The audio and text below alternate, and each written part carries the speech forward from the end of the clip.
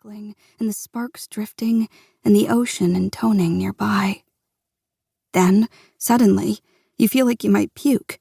And also, people are probably possibly judging you right now because you're drunk and sloppy and getting groped.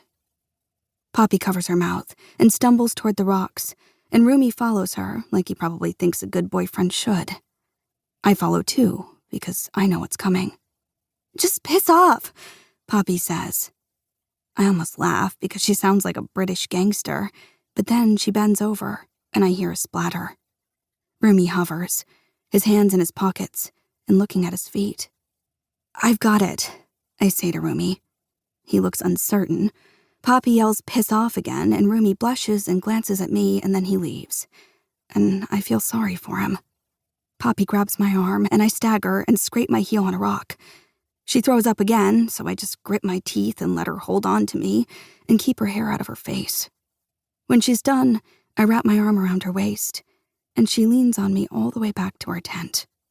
I take off the rain flap because the sky is clear and the wind feels good. We lie down side by side, my fake blonde mixed with her real black, and she takes my hand and threads her fingers through mine. She's quiet for so long that I think she's asleep. When I start to get up, she squeezes my hand tighter. "I love you," she says, with her eyes still closed. I find Rumi sitting alone, playing chicken with the tide. His feet are stretched out and wet from the waves. "She's just drunk," I say. "It's not about you. She always gets pissed when she's sick." My scraped heel is throbbing. He doesn't answer, so I examine my foot. It's still bleeding, and there's sand in the cut. "What happened?" he asks. I shrug. Rumi stands up. "Wait here." When he comes back, he pulls my foot into his lap. It stings when he pours cold water over the scrape. As he applies Neosporin and a Band-Aid, I realize that I am so absolutely determined not to flirt with him that I have no idea what to say. I pull my leg back and wedge my bandaged foot under my butt. By the fire, Paz starts singing, and Thalia is sitting in Edison's lap, and Ro yells something at Edison about punching him in the face, which he probably deserves, but I think Ro is joking. The party oozes out away from the fire, small circles of kids here and there, and Paz and Thalia and Ro run down and splash their ankles in the water, lithe and silver in the moonlight. Edison grabs a six-pack and walks off, leaning to the side like a dilapidated house. I tell myself every time, this is the last time. Thalia is suspicious, but she doesn't actually know. If I stop now, maybe she'll never find out. But then Edison looks over his shoulder at me. I stand up, straightening my bikini bottom and brushing sand off my butt. I feel Rumi watching as I follow Edison, but I don't look back. There are enough people here now that no one will notice. I don't think.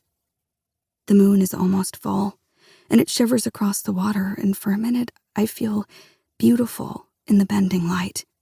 So I kiss him. And of course, I can't even say it.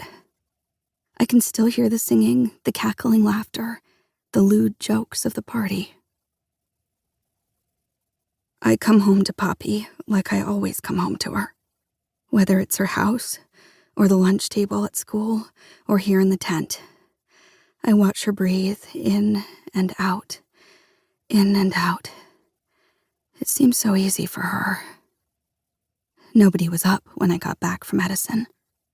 The fire was almost dead. Just a few embers glowing in the ash.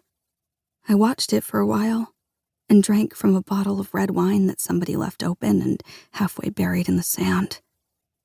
Now I lie with the bottle cradled in the crook of my arm, and when it's empty, I fall asleep on my wine-stained pillow, and bad dreams lap at my neck, but I won't remember them in the morning. Before we leave, Ramona says we have to swim. It's the summer before senior year. It will never be like this again.